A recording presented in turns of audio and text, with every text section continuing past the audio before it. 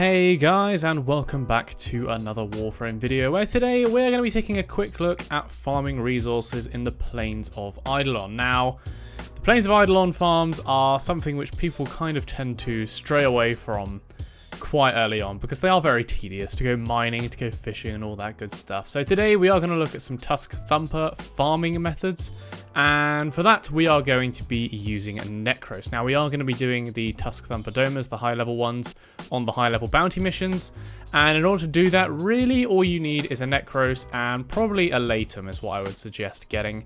This weapon will be able to carry you through these fights pretty easily, and the Nekros is actually able to roll the loot drops on the Tusk Thumpers, even though they are massive. So yeah, he's kind of the obvious choice to go for when farming these in the Plains of Eidolon. So if we take a quick look at the build on both of these, we will then just hop straight into the Plains and do a bit of a fly around and demonstrate how this build can efficiently take down some Tusk Thumpers. So in terms of Archon shards, not strictly speaking necessary, we'll come to it in a second, but we do have 3 here on health, including 1 Tower Forge. This essentially means that for my Nekros builds, not just this one, I am able to substitute Vitality or any other health mod for something more useful. That's the only reason I've got these on, so we'll talk about that when we look at the build, but yeah, just so you guys are aware. And then we have 2 here on casting speed. This is just quality of life, and again, not strictly speaking necessary. They benefit my other builds more than this one. And then if we take a look at Nekros himself, we can see here, Guardian, Molt Vigor, this is just for extra ability strength on cast, which we're primarily going to be using in my case for Smite. Again, you do not need to have access to this, but I would recommend having some ability on that's going to increase your damage output, and Radiation is probably the best damage you can equip, the best element to go against Tusk Thumpers, so that's the reason I've got Smite on. You could easily put Eclipse on or something similar there, it would work just as well. Everything else here geared towards strength and a semi-decent amount of range. We don't want too little range because we don't want to be stressing about getting too close to the Tusk Thumper to get the new loot from our Despoil, or Desecrate with Despoil on. The only reason I've got Despoil on is just so that if I happen to be out of energy, I can obviously use my health pool to re-roll the loot on it. And yeah, that's pretty much the whole build for that, guys. If you do not have access to any Asia shards here, you can simply sub out Alga Message and put on Vitality instead, should be just fine. And if we take a look at our Laetum here, we have ourselves a pretty basic radiation build here with primed heated charge. You can sub this out for normal heated charge if you do not have access to it.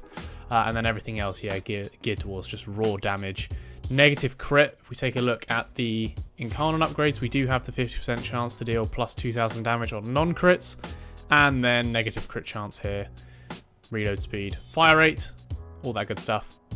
And yeah, again, just damage, multi-shot. Galvanized shot, strictly speaking, not necessary. You could sub that out for something else, but I tend to use this build for other things as well as farming Tusk Thumpers, so yeah, bear that in mind. Lethal Momentum as well can be pretty useful here to improve the projectile speed from your Incarnon form. I'm also running the Praedos, as the Praedos provides me with a bit of extra movement speed. That is literally the only reason that I am using it, so bear that in mind. We are only going to be using the Laetum for this, but you can equip other weapons which can provide you with some utility, such as the Praedos, which provides you with some movement speed. And then in terms of our focus tree, I am running Madurive just for the increased damage. We've got Phoenix Talons here. We can use Void Strike if we want to, and we've also got Sling Strength as well to provide us with a decent amount of extra ability strength. And yeah, I mean, if you do want to run anything else, you can run a Smeeta Gavat. However, I am going to be in my Archwing most of the time, which will mean that my Smeeta Gavat will not be able to use Charm, which is basically the only reason you would ever use a Smeeta Gavat.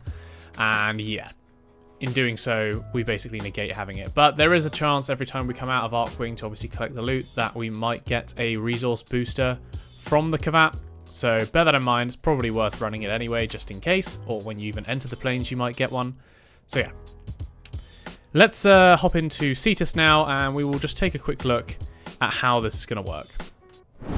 Alright guys, so before we come to farm our Tusk Thumpers, there are a few things that you need to know. Firstly, and most importantly, Tusk Thumpers will only spawn during the day, so if you are trying to farm these guys during the night, you are going to have a very hard time. Secondly, there are 3 types of Tusk Thumpers in the game. We have the normal Tusk Thumper, then there is the Tusk Thumper Bull and the Tusk Thumper Doma. Now it is important to note that the rarer resources in the Plains of Eidolon will only drop from the Tusk Thumper Doma and Tusk Thumper Bull, those being stuff like the Serum Beetle Shell, Nith, Centaurum, and also the Karudo blueprint. The last thing that I want to point out here is the damage that these guys take, which is heavily reduced, which is why we are going to be running a weapon that can pack a lot of damage in a single punch and also has pretty good ammo efficiency.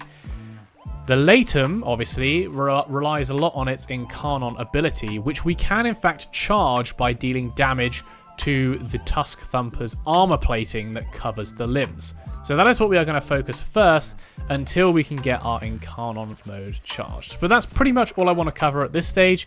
Let's now just jump into the Plains itself and we will take a fly around and quickly explain some of the mechanics. Alright guys, so we're in here in our tier 5 bounty mission, but what we do not want to do is actually start the bounty itself. We want to avoid the objective. We're just going to take out the Tusk Thumper and then get out with the resources and reset. Now there is a specific flight path which I like to take, which generally procs Tusk Thumper spawns. So we are going to do that, but I have actually just heard one over to my left hand side here.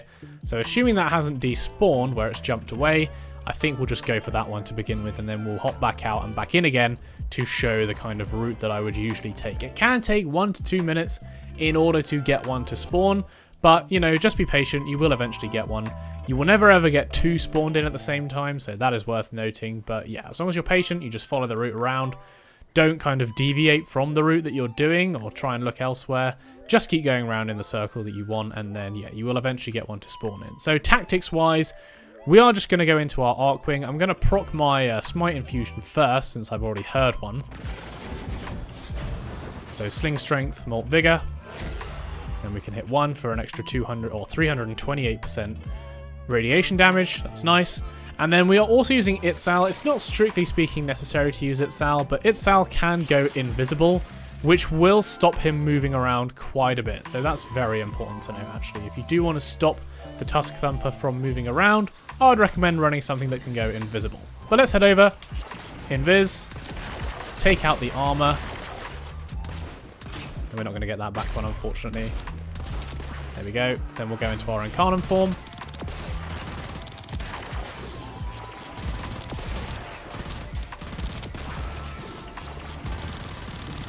And then we'll come out, activate our Despoil, see if we can get a roll.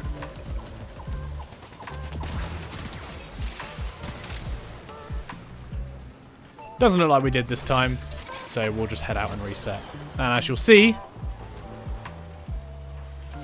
we should keep all the rewards from that Tusk Thumper, even though we did not complete the bounty mission.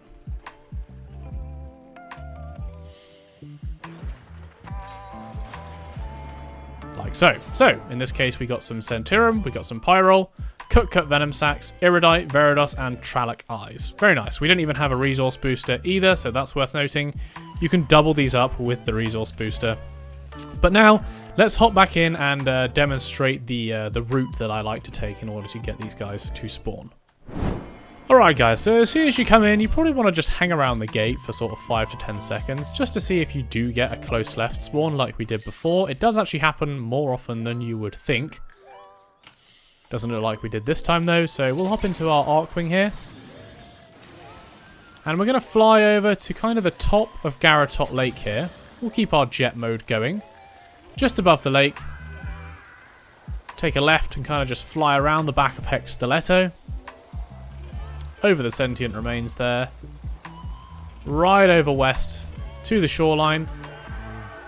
Then along the shoreline. Back south. Or north rather, and then yeah, back over towards the gate. And that's kind of the route that I like to take, so we're just going to keep flying around in that little circle and see if we can proc a spawn.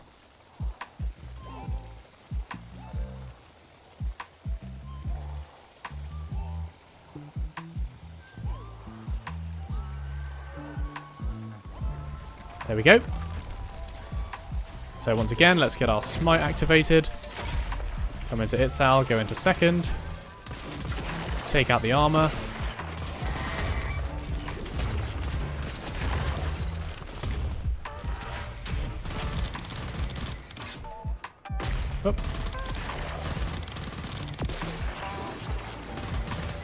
So as you can see, the movement can be a bit of an issue.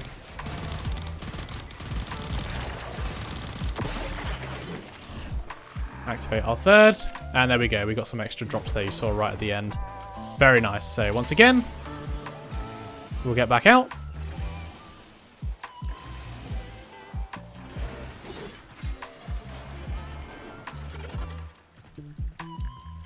And since we didn't activate the objective on the bounty, we're not going to cause ourselves to fail the mission. And we'll hold on to a lot of these rewards. So we got ourselves some Chark Electro packs, Crimson, Grok Drill, we've got some Centurion, we've got some Norg Brains this time, some Mercury Liver, Maprico, and some Carkina antennas as well. So very nice, in less than 2 minutes. And that was where we didn't even get, you know, an instant spawn close left. We had to do a bit of roaming around to find it. So yeah, all in all, guys, it's a pretty good way to farm up resources on the plains. Not to mention you have a 2% chance to get one of the rare mods from the plains, such as Alga Secrets or Vigilante Supplies. Something like that has the potential to drop from the Tusk Thumpers as well. Obviously, it's rare, but Alga Secrets does sell for a semi-decent amount of platinum, so if you were to get it, then it's just, you know, an additional bonus. But let's just quickly round off this video back in the Orbiter, and then, yeah, we'll call it a day.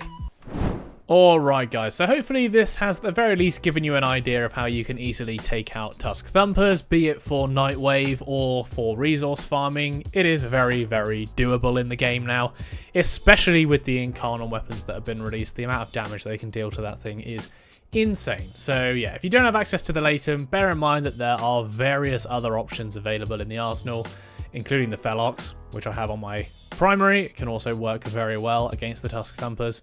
But yeah, have a look around, see if you can find any weapons that work for you. I just like to use the Laetum. I find it kind of the most reliable and ammo efficient one I have. So yeah, bear that in mind when you are running it. But otherwise, guys, if you have any tips and tricks on how you might like to farm Tusk Thumpers or how you like to just take them out for your Nightwave missions, then do let me know down in the comments below. Otherwise, if you did enjoy the video, please leave a like and subscribe, and I will catch you in the next one. I'll see you later, guys.